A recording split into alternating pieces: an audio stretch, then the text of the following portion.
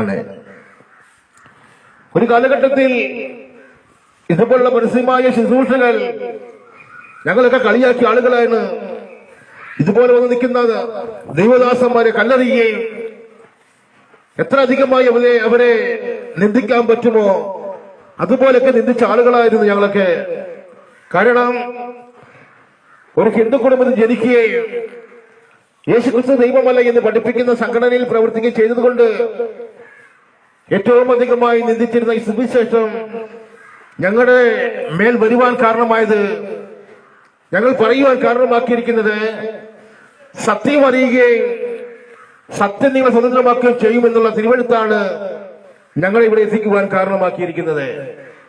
എന്താണ് സത്യമെന്നറിയാതെ, ആരാണ് സത്യമെന്നറിയാതെ, ആരാണ് ദൈവമെന്നറിയാതെ മനുഷ്യൻ ഓടിക്കൊണ്ടിരിക്കുമ്പോൾ അവരുടെ ഇടയിലേക്ക് ഇറങ്ങി വന്നൊരിക്കൽ യേശു ഇങ്ങനെ പറഞ്ഞു, ഞാൻ തന്നെ വഴിയും